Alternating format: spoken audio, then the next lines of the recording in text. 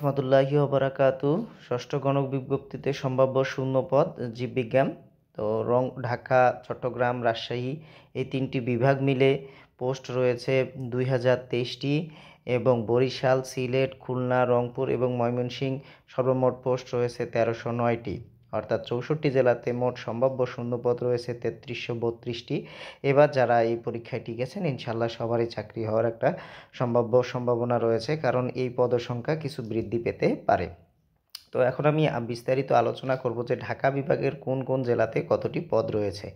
ঢাকা জেলাতে পদ রয়েছে 23টি, ফরিদপুরে রয়েছে 46টি, গাজীপুরে রয়েছে 72টি, গোপালগঞ্জে রয়েছে 59টি, কিশোরগঞ্জে রয়েছে 45টি, মাদারীপুরে রয়েছে 50টি, মানিকগঞ্জে রয়েছে 36টি, মুন্সিগঞ্জে 51টি, নারায়ণগঞ্জে 29টি, নরসিংদীতে 39টি, রাজবাড়ীতে 29টি, শরীয়তপুরে 36টি, টাঙ্গাইলে 149টি এবং চট্টগ্রাম বিভাগে রয়েছে বান্দরবনে রয়েছে 9টি, ব্রাহ্মণবাড়িয়াতে 85টি এবং চাঁদপুরে রয়েছে 117টি, চট্টগ্রামে রয়েছে 235টি, কুমিল্লাতে 189টি, কক্সবাজারে 48টি, ফেনীতে 95টি, খাগড়াছড়িতে 29টি, লক্ষ্মীপুরে 84টি, নোয়াখালীতে 133টি এবং রাঙ্গামাটিতে 23টি এবং এই দিক দিয়ে রাজশাহী বিভাগের বগুড়াতে 47টি, চাঁপাইনবাবগঞ্জে 21টি, জয়পুরহাটে 39টি, নওগাঁতে 78টি, নাটোরে 10টি, পাবনাতে 28টি, রাজশাহীতে 13টি, সিরাজগঞ্জে 76টি।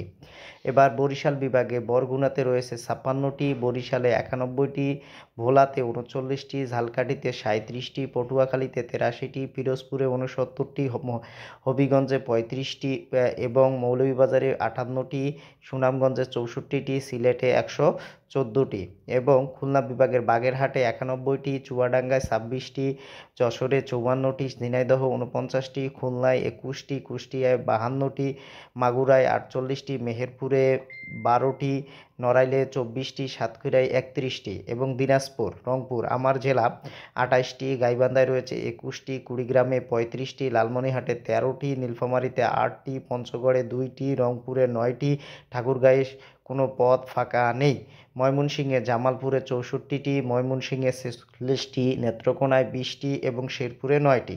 অর্থাৎ এই যে মোট আমরা পদসংখ্যাগুলো দেখলাম, এই পদসংখ্যাগুলো কিন্তু বৃদ্ধি পেতে পারে বলে আমরা আশা রাখতেছি। তো যারা ভাইবা দিচ্ছেন তাহলে অবশ্যই তারা এই কাকে বলে